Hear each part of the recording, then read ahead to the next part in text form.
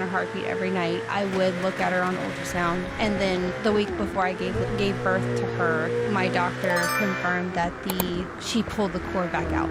So it wasn't in front of her head anymore. I was very lucky that my doctor did take my concerns very seriously. Thank goodness.